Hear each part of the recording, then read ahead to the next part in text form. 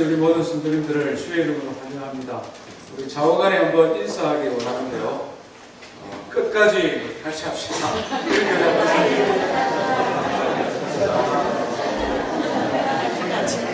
끝까지 같이 합시다.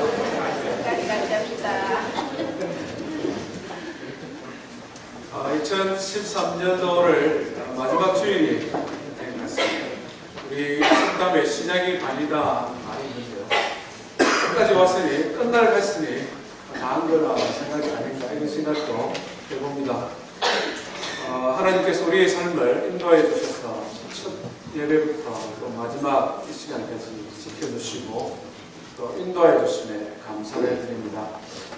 특별히 오늘은 아케다라는 제목으로 말씀을 나누기를 원하는데요. 우리가 지난 12주 동안에 아브라함의 생애를 통하여 하나님이 우리에게 주시는 교훈들을 쭉 살펴보았습니다.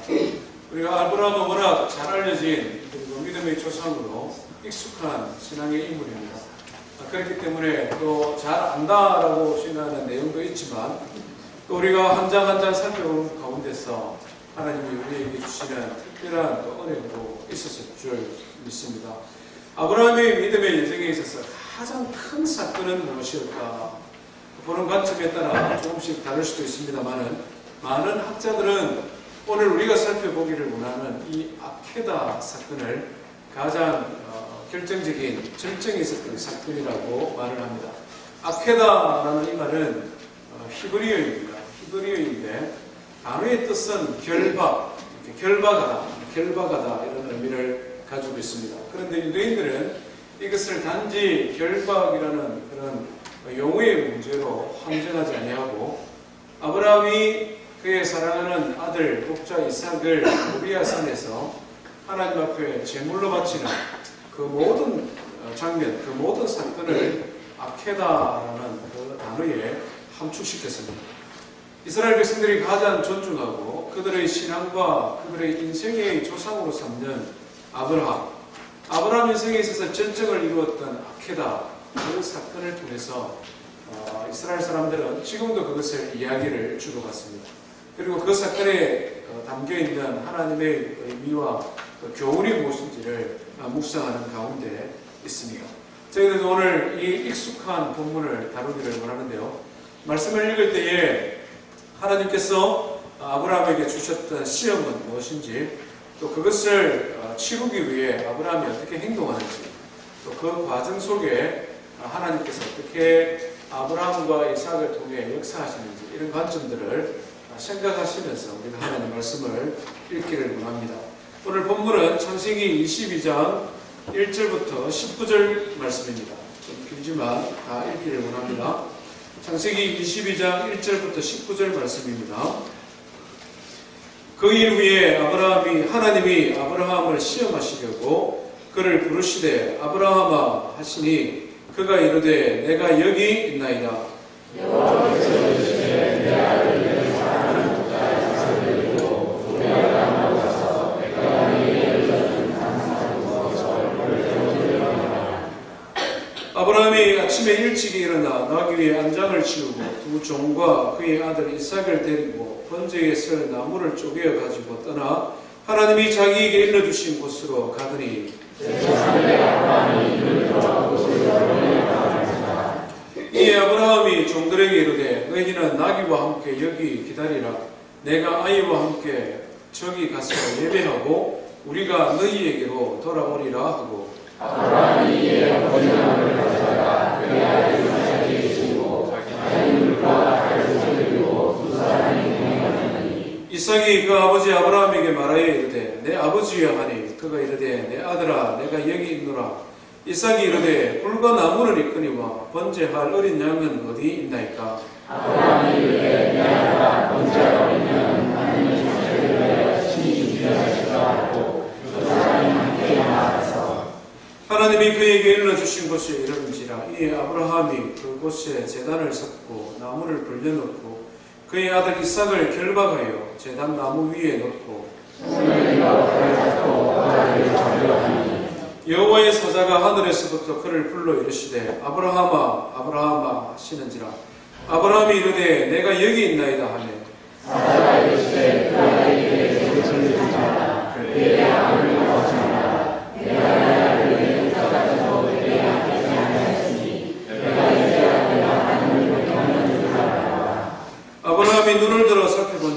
순양이 뒤에 있는데 뿔이 숲에 걸려 있는지라. 아브라함이 가서 그 순양을 가져다가 아들을 대신하여 번제로 드렸더라. 아브라함이 그 아들을 여호와의 가슴으로 내가 사람이 여호와의 준비를 하였다. 여호와의 사자가 하늘에서부터 두 번째 아브라함을 불러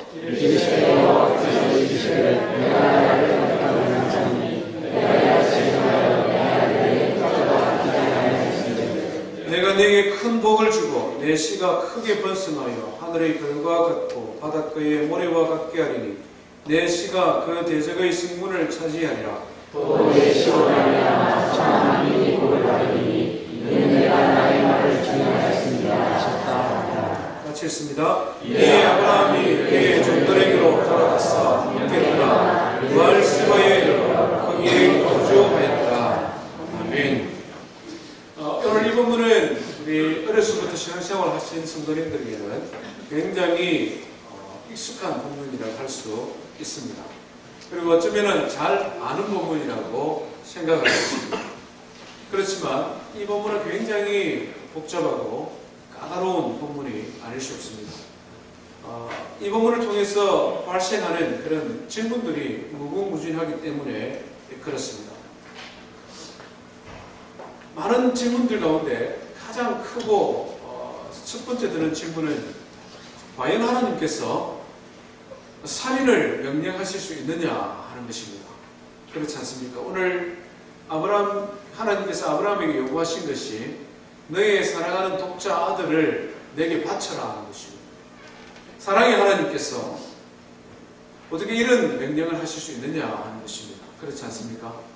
사람을 죽이는 살인을 명령하실 뿐만 아니라 인륜을 이것은 역행하는 것입니다. 아버지 보고 아들을 죽여라 명령하실 수 있느냐.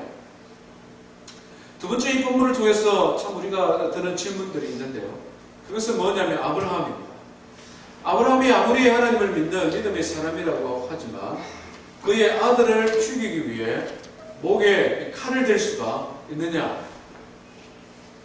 우리가 신앙생활을 이게 이교도나 이단에 빠진 사람들을 주고 간혹 이런 말 하지 않습니까? 저 사람 미쳤다 이렇게 하지 않습니까? 미쳤다. 신앙생활을 해도 제대로 해야지. 저게 신앙생활을 바라는 거냐고. 우리 이런 말을 할 때가 있습니다. 아브라함이 아무리 하나님 믿는 믿음이 좋은 사람이라 한들 그의 아들을 죽이려고 하는 것을 할 수 있느냐. 이것이 건강한 믿음이냐. 이런 질문이 될 수도 있습니다. 세 번째는 성경에 대한 질문입니다. 성경은 하나님의 자녀들로 하여금 하나님의 사람이 되도록 유익하게 하는 말씀인데 이런 내용을 기록하는 것이 옳으냐? 아버지로 하여금 아들을 죽이게 하는 그런 하나님에 대한 기록이 굳이 성경에 기록될 필요가 있겠느냐? 더 나아가서 이런 질문도 생길 수가 있습니다. 아브라함과 이삭의 관계입니다. 아버지가 아들을 죽이려고 하는데 그 눈동자를 지켜본 아들이 평생 아버지와 어떤 관계를 맺으며 살아갔을까? 그렇지 않습니까? 이삭의 입장에서는 아버지가 하나님 요구하시면 또 나를 죽이려 할지 모르는데 아마 이런 생각을 하며 살았을지도 모릅니다. 더 나아가서 이삭을 보면서도 질문이 생깁니다. 이삭은 적어도 13살에서 15살 정도로 성장했을 나이입니다. 그리고 자기가 어깨에 번제에 쓸 나무를 짊어지고 산을 올라갈 만큼 건강한 젊은입니다. 아버지는 113살에서 115살 정도 된 노인 중에 노인입니다. 어떻게 할 수 있겠습니까? 아버지 지금 뭐합니까 지금? 떠밀어 버리고 아버지 세상에 아버지가 아들을 죽이려고 하는 이런 아버지가 어디 있냐고 막 그렇게 대들 법도 합니다. 그런데 성경에 보면 이삭은 순한 양처럼 자기 몸을 맡기고 있는 그런 본문입니다. 참 이 본문은 우리가 깊이 묵상하면 묵상할수록 너무나 많은 질문들이 떠오를 수 있는 말씀입니다. 아브라함과 이삭의 이야기니까 그럴 수 있다라고 지나지만 이것이 만약 하나님께서 나에게 주신 명령이고 내가 나의 가장 소중한 아들 내 아들을 지금 하나님 앞에 드린다라고 생각해 보십시오. 그렇다면 이 본문은 너무나도 많은 시험거리를 우리에게 주고 있습니다. 하나님께서 왜 이와 같은 것을 창세기에 기록하셨을까? 이것도 역시 퀘스천 마크가 아닐 수 없습니다. 하나님께서는 성경 66권 제일 처음에 제일 첫 권에 창세기에 아브라함을 선택하시고 아브라함을 믿음의 사람이 되도록 많은 시험을 주셨습니다. 다 하나님께서 주신 만하고 그것을 통하여 우리에게 주시는 교훈도 많은데 굳이 이 장면까지 주실 필요가 있느냐? 굳이 아들을 잡아서 나에게 번제로 드리라 하는 말씀까지 하실 필요가 있느냐? 그것이 없어도 하나님은 어떤 분이신지 충분히 우리에게 교훈을 주실 수 있는데 굳이 왜 이런 말씀까지 하시느냐? 많은 신앙의 인물들이 여기에 대한 질문을 던졌습니다. 그렇지만 성경은 이것을 풀어서 우리에게 설명하지 않습니다. 그냥 창세기 초반에 아브라함을 선택하시고 그를 통하여 믿음의 길을 걸어가게 하시고 아브라함으로 하여금 이 아케다 사건, 사랑하는 아들을 하나님 앞에 번제물로 드리라는 이 사건을 그냥 창세기에 끝칸이 던져놓으십니다. 그리고는 하나님의 자녀들로 하여금 그것을 읽게 하십니다. 그리고는 우리에게 믿음이 무엇인지를 곰곰이 한번 생각해 보라고 우리에게 질문을 던지고 있는 것입니다. 다른 성경을 읽어보면 이 아브라함의 사건, 이 아케다의 사건을 아브라함으로 하여금 믿음의 조상이 되게 했던 결정적인 사건이라고 우리에게 설명을 하고 있습니다. 야고보서 2장에 보면 하나님께서 야고보 사도를 우리에게 말씀을 주셨는데 아브라함이 믿음으로 말미암아 의롭다고 칭함을 받았을 뿐만 아니라 하나님께서 그를 시험하실 때에 그의 아들을 번제물로 드리려고 했던 그 사건을 통하여 아브라함의 믿음은 검증을 받게 되어졌다. 아브라함이 평상시에 생각하였던 하나님, 아브라함이 평상시에 말로써 고백하였던 그의 믿음, 그의 신앙이 그의 아들을 하나님 앞에 바치는 이 사건을 통하여 검증되어졌다. 성경은 이렇게 우리에게 증거를 하고 있습니다. 믿음이라는 것은 무엇입니까? 믿음이라는 것은 말로 설명되어지는 것이 아니지 않습니까? 믿음이라는 것은 말로 설명되어지는 것이 아니라 삶을 통하여 행위를 통하여 실현되어지는 것이 믿음입니다. 그래서 하나님께서는 이 아케다 사건을 통하여 진정한 믿음은 무엇인가? 또 우리가 달려가야 되는 그 믿음의 수준은 어디까지인가? 그것을 우리에게 가르쳐주고 있는 것입니다. 아브라함으로 하여금 믿음의 조상이 되게 했던 아케다의 이 사건을 통하여 주시는 하나님의 교훈들을 몇 가지 살펴보기를 원합니다. 오늘 본문에서 우리가 배워야 되는 첫 번째 교훈은요, 우리 1절 말씀에 있습니다. 1절 말씀을 한번 같이 읽습니다. 시작. 그 이후에 하나님이 아브라함을 시험하시고 그를 부르시되 아브라함아 하시니 그가 이르되 내가 여기 있나이다. 우리 오늘 본문을 통하여 배워야 되는 첫 번째 교훈은 무엇이냐면 하나님은 시험하시는 분이시다 하는 것입니다. 오늘 1절에 보니까 하나님이 아브라함을 시험하시려고 하나님은 아브라함을 테스트하셨습니다. 하나님은 우리를 테스트하시는 분이십니다. 무엇을 테스트하겠습니까? 우리의 믿음을 테스트하는 분이십니다. 시험 좋아하는 분 계십니까? 시험 치는 거 좋아하는 분 있습니까? 아마 아무도 없을 것입니다. 시험 치는 거 좋아하는 분은 좀 특별한 분이죠. 우리 성도님들 중에 지금도 시험을 치는 분이 가끔 간혹 있는지 모르겠습니다. 뭐 승진 시험을 친다든지 입사 시험을 치고 있다든지 또 진학을 위해 또 다른 시험을 준비하는 분이 있는지도 모르겠습니다. 저는 꿈속에서 가끔 시험을 칠 때도 있습니다. 요즘도 가끔 시험 칠 때가 있습니다. 시험을 치면 주로 수학 시험을 치는데요.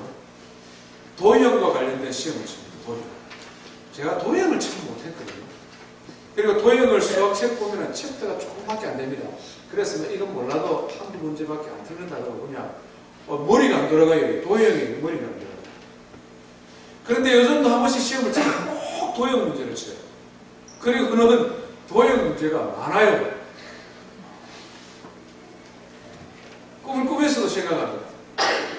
지금 내 나이 40대 중반인데 눈 뜨면 그냥 끝나는 시험인데 내가 왜 눈을 감고 지금 이런 시험치는 꿈을 꾸고 있지? 이러면서 또 시험을 치기도 합니다. 우리 성도님들 그런 건 없습니까? 시험 치는 거 좋아하는 사람 아무도 없습니다. 그런데 왜 시험을 칩니까? 선생님이 왜 시험을 치게 하죠? 시험을 쳐봐야 아는지 모르는지 시험을 쳐봐야 안다는 거예요. 아무리 학생이 잘 안다고 자신만만한 얼굴로 선생님을 뚫어주라 쳐다보고 있은들 시험을 쳐봐야 아는지 모르는지를 분별할 수가 있기 때문에 하나님께서도 우리의 믿음을 시험을 치신다는 것입니다. 아브라함의 인생을 살펴보면 늘 하나님께서는 아브라함의 믿음에 대하여 시험을 쳤습니다. 그렇지 않습니까? 기근을 확 그냥 내려버렸습니다. 그러니까 아브라함이 그 감옥을 피하여 애국으로 도망을 가버렸습니다. 시험에서 낙제해버렸습니다. 또 어떤 시험을 아브라함이 쳤습니까? 애국 땅 바로 앞에 씌우고 아비멜렉이라는 그런 왕 앞에 하나님께서 아브라함을 딱 씌워버렸습니다. 그러니까 아브라함이 또 어떻게 합니까? 자기의 사랑 아내를 여동생이라고 속이고 어떻게 하면 내가 살아남을까? 하나님을 잊어버렸습니다. 시험에 낙방했습니다. 그런가 하면 또 시험에 아주 성공적으로 보기 좋게 패스한 시험도 있습니다. 그렇지 않습니까? 조카가 욕심이 많아서 삼촌한테 와서 좋은 땅을 요구할 때 아브라함은 어떻게 합니까? 그에게 양보했습니다. 물질과 관련되어서 아브라함은 시험을 패스를 했습니다. 유혹과 세상의 쾌락에 대한 시험도 아브라함은 통과했죠. 바로 곁에 소돔성이 있었습니다. 휘황찬란한 소돔성. 그곳에 가면 아름다운 여인도 있고 즐길 것도 많은 소돔성에서 많은 사람들이 아브라함아 오시오, 여기가 살기 좋고 여기가 즐길 만한 곳입니다. 하지만 아브라함은 소돔성의 향락의 유혹에 넘어가지 않았습니다. 군대의 위험에도 아브라함은 시험을 멋지게 통과했습니다. 조카가 사로잡혔을 때 318명의 군사들을 이끌고 기습작전을 펼쳐가지고 조카를 구해내는 아브라함의 생애를 보면 하나님께서 그의 인생의 삶에 크고 작은 어려움을 주셨습니다. 말하자면 시련을 주신 것이죠. 그 시련에 보기 좋게 통과한 것도 있고 보기 좋게 통과하지 못한 것도 있습니다. 아브라함의 전 인생의 삶은 말하자면 믿음의 시험이었습니다. 우리 성도님들은 어떤 시험을 받습니까? 신앙의 삶의 믿음의 길을 걸어가며 하나님께서 나의 믿음을 지금 테스트한다, 이런 시험이 있다는 것을 알고 그 시험을 치른 적 경험이 있었습니까? 하나님은 우리의 신앙의 레벨에 따라 우리에게 주시는 시험의 종류가 다릅니다. 레벨에 따라 시험의 테스트의 난이도가 달라요. 제일 낮은 난이도는 어떤 거겠습니까?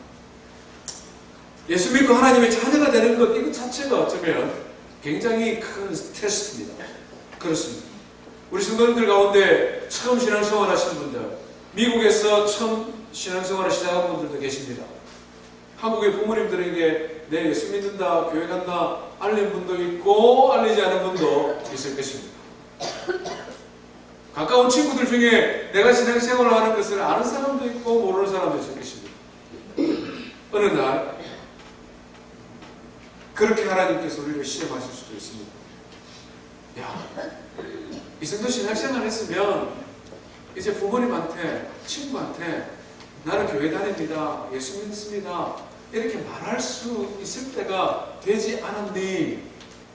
이렇게 우리에게 시험을 주실 수가 있습니다. 야, 너 교회 다닌다는 거 떳떳하게 말할 때가 되지 않았니? 그것이 사람들로 하여금 내가 좀 부끄러움을 당할 수도 있고, 때로는 좀 외톨이가 될 수도 있고, 때로는 좀 남들 보기에 내가 아직 신앙의 삶이 온전하지 못하는데 그래서 좀 부끄러워서 말하지 못하는 그럴 때도 있지만, 그래도 이제 나는 예수 믿는 사람이야, 그것을 요구하실 때가 있다는 것입니다. 또 어떤 시험이 있을 수가 있습니까? 열심히 신앙생활 시작하고 이제 세례도 받았습니다. 주일 예배는 꼬박 빠지지도 않고 주일 성수도 잘 합니다. 주일날 하고 싶은 것, 가고 싶은 것 있지만 그것을 이겨냈어요, 이제. 왜? 하나님 믿는 하나님 자녀니까 나 주일날 꼭 예배 드려야 돼. 그것까지는 됐어요. 그렇게 이제 열심히 주일 성수를 하고 예배를 드리고 주변에 알 사람들도 다 알고 그래서 좀 믿음이 생각해 가는데 어느 날 예배 갑시다가 오다가 교통사고가 났어요. 친구들이 오늘 아틀란타 장보러 같이 가자고 막 나를 유혹했는데 아니야, 나는 교회 가야 돼. 시험을 이기고 예배 잘 드리고 집에 가는 길에 그냥 상대방의 중앙선을 넘어서 팡 받아.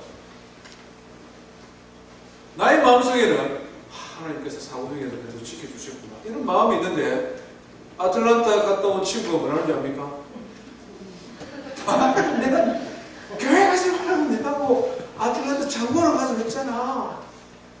장보 갔으면 사고 안 나왔을 텐데 아유 바보같이 교회를 한 달에 한 번쯤 만드냐 하고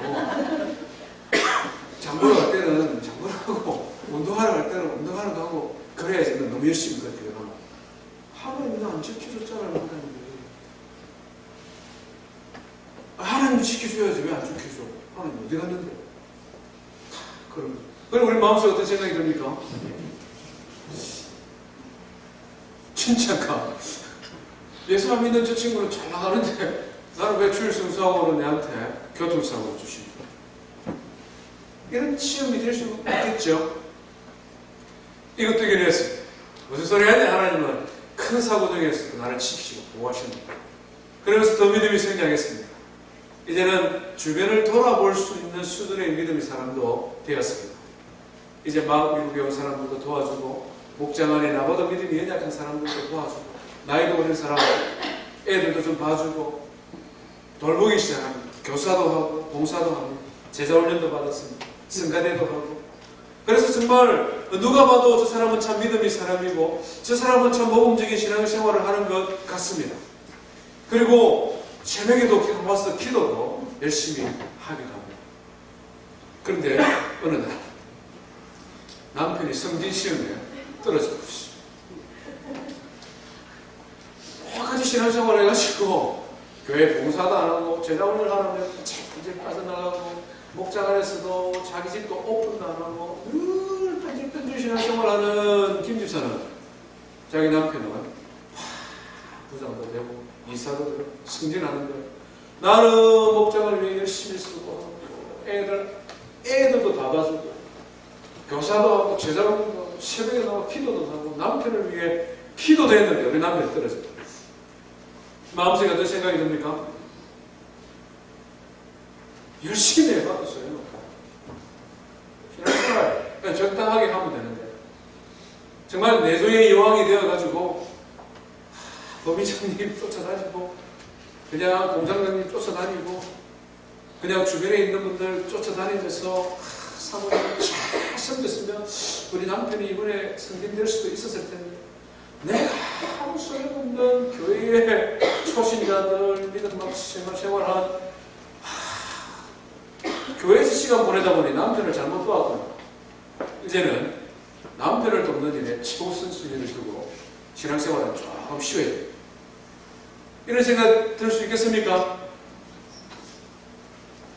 아무도 그런 생각 안 하는데 저만 제 상상력이 너무 좀 부정적으로 발달해 있습니다. 하나님 우리 신앙의 이 레벨에 따라 가장 다르게 우리를 시험하실 수 있습니다. 헌금생활은 또 우리의 시험에 대한 아주 큰 시험 중에 하나죠. 주일날 주정헌금 안 하고 예배 드리려고 하니까 뭔가 공짜로 밥 먹는 것 같은 생각이 듭니다.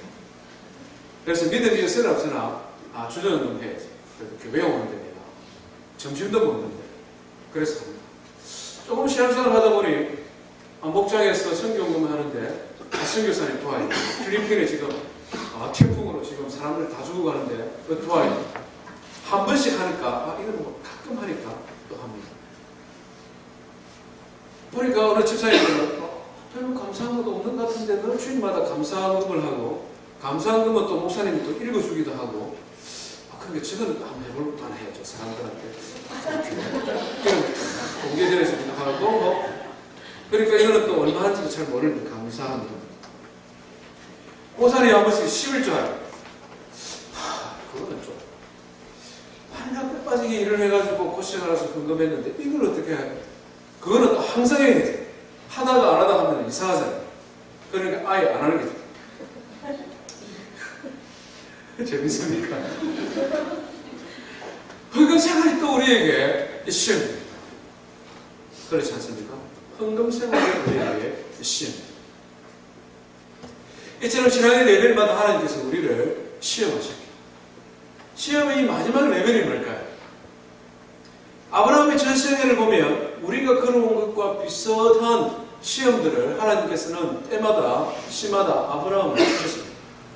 그런데 마지막에 하나님께서 아브라함에게 주시는 시험은 지금까지 그가 겪어왔던 시험과는 차원이 다른 시험이었습니다. 레벨이 다른 시험이었습니다. 그 시험은 뭡니까? 오늘 2절 말씀을 보면 내 사랑하는 독자 내 아들 이삭을 내게 바쳐. 하나님이 얼마나 심술스러운 것 같으면, 하나님께서 얼마나 냉정한 것 같으면 얼마나 아들을 사랑하는지도 압니다. 그러면서 내가 그렇게 사랑하는 내 아들 독자 이삭을 나에게 바치라. 하나님께서 지금 아브라함에게 요구하는 시험은 차원을 달리하는 시험입니다. 그것은 아브라함뿐만 아니라 하나님의 자녀인 우리가 통과해야 되는 믿음의 길에서 하나님께서 우리에게 주시는 시험입니다. 그 시험은 희생입니다. 희생. 나의 가장 소중한 것을 하나님 앞에 드릴 수 있느냐? 다른 말로 하면 나의 가장 소중한 것을 드릴 수 있을 만큼 내가 나를 사랑하느냐? 하나님께서는 그것을 우리에게 시험하시는 것입니다. 희생한다는 것은 우리의 믿음이 진짜인지 가짜인지를 너무나 선명하게 드러냅니다. 희생한다는 것은 우리가 하나님을 위하는 사람인지 하나님을 이용하는 사람인지 그것을 너무나 선명하게 드러냅니다. 희생한다는 것은 우리가 진정으로 의지하는 것, 내가 진정으로 신뢰하는 것이 무엇인지를 여과 없이 공개시켜 버립니다.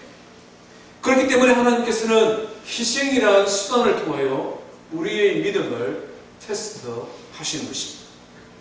그것이 시간이든, 그것이 지식이든, 그것이 열정이든, 그것이 사람이든, 그것이 돈이든, 그것이 관계의 문제이든, 그것이 하나님이 나에게 주신 은사든 무엇이든지 간에 나에게 가장 소중한 것, 그것을 통하여 하나님께서는 우리의 믿음, 우리의 신앙을 테스트하시는 것입니다. 왜 하나님께서 우리에게 희생을 요구하실까요? 왜 하나님께서는 희생이라는 것을 통하여 우리의 믿음을 테스트하실까요?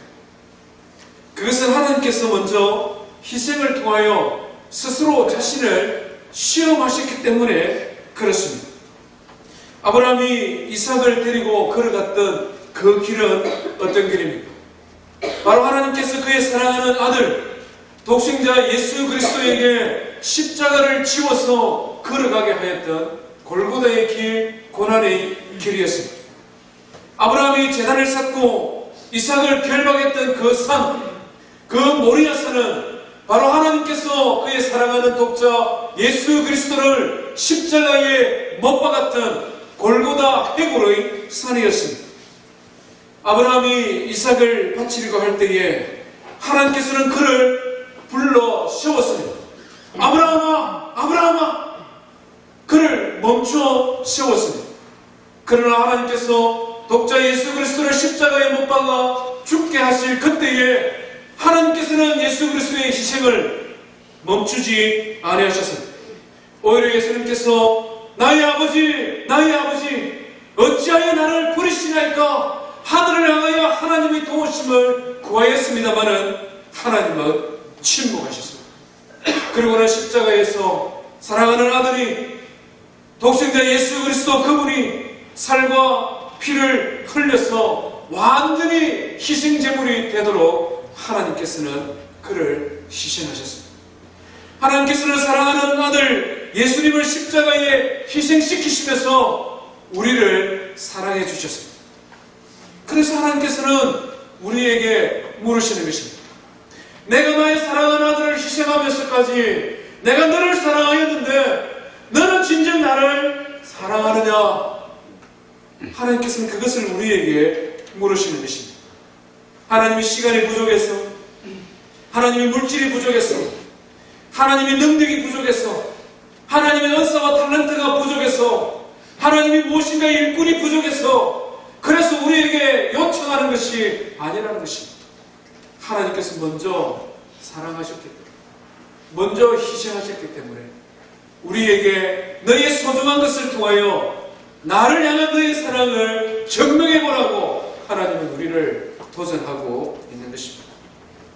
사랑하는 성도 여러분, 우리의 믿음의 분량에 따라 하나님께서 우리를 테스트하는 시험은 각양 다를 것입니다.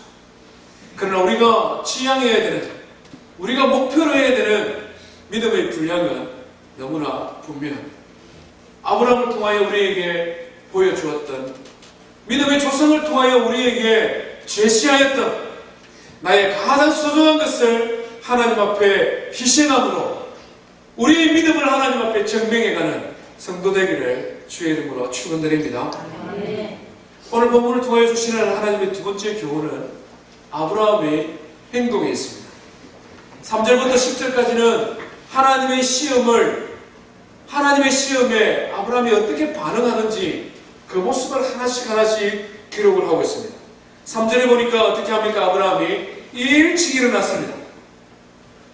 하나님의 시험에 응해야 되느냐 말아야 되느냐 고민하고 뒤척거리다가 늦잠을 자지를 아니했습니다. 아브라함이 일찍 일어났습니다. 그리고는 안장에 짐을 지우고 직접 나무도 쪼개었습니다. 사랑하는 아들을 깨우고 그 하인들 2명까지도 준비했습니다. 조금의 갈등이나 주저함이 없는 것 같습니다. 3일 길을 떠났습니다. 처음에는 하나님의 음성을 듣고 알겠습니다, 아멘 했지만 시간이 지나면 우리 마음은 어떻습니까? 시간이 지나면 우리 마음은 좀 느슨해지거든요. 3일 길을 걸어갔습니다. 가는 동안 아무래도 이건 하나님 명령이 아닌 것 같아요. 하나님은 사랑의 하나님이시고 좋은 것 주시는 하나님이 어떻게 아들을 바치려고 하나? 이것은 하나님의 음성을 가장한 사단의 유혹이에요. 내가 자칫 잘못하면 사단의 유혹에 넘어갈 거예요. 이러고는 돌이켜서 다시 집으로 돌아갔습니다. 맞습니까? 3일 동안 걸어가면서도 아브라함은 그런 모습을 우리에게 보여주고 있지는 않습니다. 정확하게 묘사는 되어 있지 않습니다만은 많은 번민이 있었을 것 같습니다만은 결론적으로 아브라함은 3일 길을 걸어 하나님께서 그에게 말씀했던 모리아 산 앞에까지 도달했습니다. 그리고는 종들에게 이야기를 합니다. 너희들은 여기 남아있어. 종들을 데리고 갔으면 어떤 상황이 발생했을까요? 주인이 막 칼을 들고 아들을 막 죽이려고 하면 종들이 어떻게 하겠습니까? 주인님 지금 뭐합니까? 아마 안 말렸겠어요. 저는 그런 생각이 듭니다. 말씀을 묵상하다 보니까. 그러니까 종들 보고 자네들은 여기 기다리고 있어요.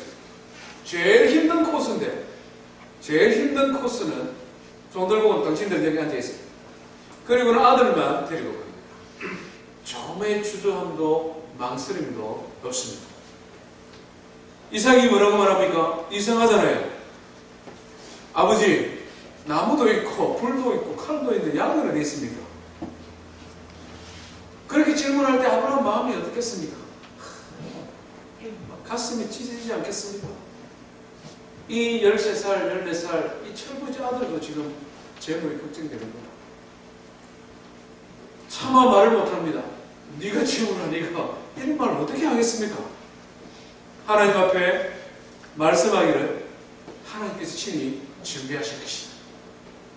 가서 아들. 그리고는 그냥 올라갑니다.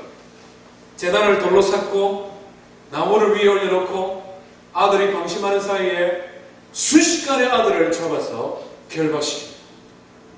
그리고는 그를 제단 위에 올려놓고 칼을 들고는 아들을 잡으려는 것입니다. 이것이 아브라함의 모습입니다. 한번 상상해 보십시오. 지금 자기 아들을 잡으려고 하는 것입니다. 그런데도 조그마한 주저나 조그마한 망설임이나 조그마한 번민도 조그마한 틈새도 보이지 아니하고 아브라함은 완벽하게 그 일을 지금 차근차근 진행해 가고 있는 것을 보게 됩니다. 비판적인 시각을 보면 피도 눈물도 없는 사람, 어떻게 아들을 결박하여 죽이려고 신앙생활을 해도 대충 하고 적당히 해야지. 저는 정상적인 신앙이 아니야. 이런 생각을 할 수도 있습니다. 그런데 아브라함은 그렇게 하지를 않습니다. 믿음의 조상 아브라함은 그의 마음속에 믿음이 있었습니다. 평생의 삶에 나에게 좋은 것 주시는 하나님을 경험하면서 하나님께서 지금 무엇인가 계획을 가지고 계시나 내가 이해할 수 없고 내가 수용할 수 없고 상식적으로 생각해도 이것은 틀렸지만 무엇인가 하나님의 뜻이 있다는 것입니다. 그래서 종들에게도 말할 때에 아브라함이 뭐라고 말합니까? 오늘 우리가 읽은 8절 말씀에 보니까 아브라함이 이야기하는 것입니다. 우리가 갔다가 하나님 앞에 예배하고 우리가 다시 너희에게로 돌아오리라. 하나님은 아들을 바치라고 했는데 아브라함은 지금 그렇게 말을 하는 것입니다. 내가 아들과 함께 같이 갔다가 아들과 함께 다시 돌아올 것이니까 너희들 기다리고 있으라는 것입니다. 이삭의 아버지 양은 어디 있습니까? 물을 때에 아브라함은 뭐라고 말합니까? 하나님께서 예비하실 거야. 걱정하지 말고 올라가자는 것입니다.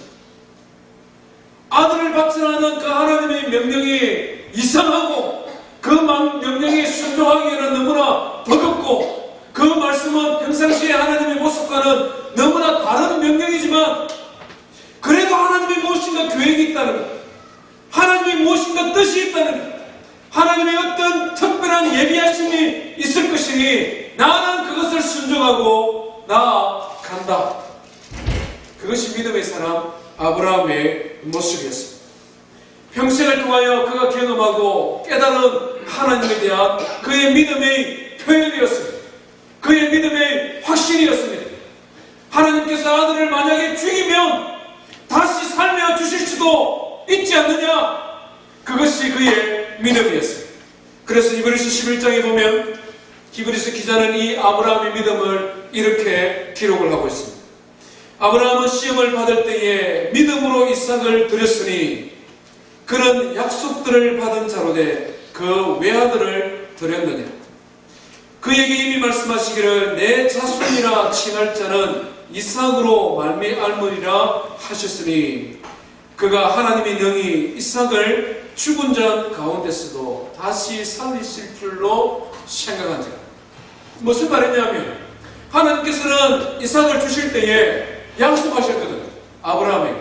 아브라함아, 이스마엘이 너의 아들이 아니라 너의 아내 사라를 통하여 태어난 이삭이 너의 아내요 너의 아들이고 나는 이 이삭을 통하여 너를 축복하실 것이다. 하나님이 약속을 주셨거든요. 이삭이든 이삭을 통하여 너의 후손들이 하늘의 별과 같고 땅의 모래와 같고 이삭을 통하여 너의 백성들이 충만하게 많아질 것을 약속하셨습니다. 그런데 하나님께서 이 이삭을 바치라 하거든요. 아브라함이 순간적으로 고민이 되었겠지만은 그는 하나님의 약속의 말씀을 믿었습니다. 이삭을 통하여 축복을 약속하셨습니다. 하나님이 이 이삭을 바치라 그러면 무엇인가 하나님의 뜻이 있다는 것입니다. 무엇인가 하나님의 준비하심이 있다는 것입니다. 심지어 하나님께서 이삭을 죽으시면 이삭을 다시 살리기도 하실 것이라는 그 믿음, 그것이 아브라함의 믿음이었습니다. 하나님 여러분, 하나님께서 우리에게 시험을 치실 때에 시험에 응하기를 주의 이름으로 축원드립니다. 얼마 전에 미국에 뉴스가 났잖아요. 하버드 대학에 폭발물이 설치되어져 있다고 신고가 들어왔습니다. 보스턴 테러가 있은 지 얼마 안 되기 때문에 전체 하버드 대학 빌딩을 클로즈했습니다. 그리고는 그 폭발물을 신고한 폭발물이 설치했다라고 한 그 사람의 컴퓨터를 추적을 했습니다. 잡혔어요. 누군지 압니까? 네. 한국인 조기 유학생 중에 하나가 하버드 대학 심리학과 다니는 친구가 거짓말로 하버드 대학에 내가 폭발물을 설치했다. 그 가짜로 신고한 거예요. 이유가 뭔지 압니까? 시험 안 보여요. 저는 그거 읽으면서 하버드 대학 아무나 갑니까? 아니 그 대학을 간 친구가 뭐 여러 가지 이유가 있었겠습니다만은 시험이 너무 부담이 느껴가지고 시험을 안 치려고 가짜로 폭발물이 설치됐다고 신고를 해버렸어요. 하나님 우리에게 시험을 주실 때에 다음에 하려면 나는 지금은 이대로 그냥 신앙생활 하면 놔두십시오. 나는 시험을 거부해버리면 하나님께서 우리를 훈련시킬 수 있는 방법이 없습니다. 하나님께서 우리의 믿음의 분량을 따라 우리의 믿음을 시험을 하시고 우리를 세상에 감당할 수 없는 그런 담대한 믿음의 사람으로 세워가기를 원하십니다. 하나님이 우리 인생의 삶을 통하여 주시는 시험에 아멘으로 하답하시고 그 시험을 직면하시고 그 시험을 통과하기를 주의 이름으로 축원드립니다. 성경은 우리에게 뭐라고 말씀합니까? 내 형제들아 너희가 여러 가지 시험을 당하거든 온전히 기쁘게 여겨라. 이는 너희 믿음의 시련이 인내를 만들어내는 줄을 압니다. 인내를 온전히 이루라. 인내는 너희로 하여금 온전하고 구비하여 조금도 부족함이 없게 하려 합니다. 야고보 사도가 우리에게 도전하고 있는 것입니다. 하나님의 시험이 오면 그 시험을 회피하지 말고 그 시험을 직면하라. 그리고는 그것을 인내로 이겨내어라. 그렇게 하면 조금도 부족함이 없는 온전하고 구비하여 하나님이 쓰시기에 합당한 믿음의 사람이 되기 때문에 그렇습니다. 베드로 사도 역시 마찬가지죠. 그러므로 너희가 이제 여러 가지 시험을 만나 잠깐 근심하게 되지 않을 수 없으나 오히려 기뻐하라. 시험이 오면 근심하고 시험이 오면 걱정이 되고 시험이 오면 불안하고 염려하지만 기뻐하라는 것입니다. 왜 그렇습니까? 너희 믿음의 불확실함은 불로 연단하여도 없어질 금보다 더 귀하여 예수 그리스도께서 나타나실 때에 칭찬과 영광과 존귀를 얻게 할 것이기 때문에 불로 연단하여 태워져 없어지는 금보다도 더 화려하고 더 견고하고 더 멋진 믿음의 사람으로 변화되어지기 때문에 하나님의 자녀들이여 시험을 직면하고 기뻐하라고 도전하고 있는 것입니다. 하나님께서는 아브라함을 이렇게 시험하시고 난 다음에 그냥 그를 버려두지를 아니하셨습니다. 아브라함을 어떻게 하나님께서 찾아가십니까? 아브라함아! 아브라함아! 성경 신구약 66권 다 읽어봐도 하나님께서 이렇게 지금 흥분하고 이렇게 지금 막 불안하고 이렇게 하나님께서 그냥 당황하는 구절이 성경 그 어디에도 없습니다. 그런데 아브라함이 그냥 아들을 그냥 잡으려고 그 시험을 팍 치려고 하니까 하나님께서 당황하셨어요.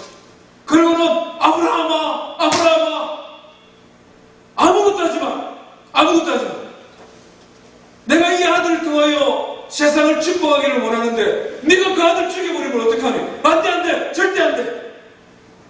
하나님께서 우리에게 희생을 요구하시는 것은 그것을 가져가기 위함이 아니라 그것을 보호하시고 그것을 축복하기 위함이었습니다. 하나님께서 아브라함에게 뭐라고 말씀합니까? 그의 눈을 열어서 수풀에 있는 양을 보게 하셨습니다. 시험을 피할 길을 열어주시고 시험을 극복할 수 있는, 이길 수 있는 힘도 주시고 용기도 주시는 것입니다.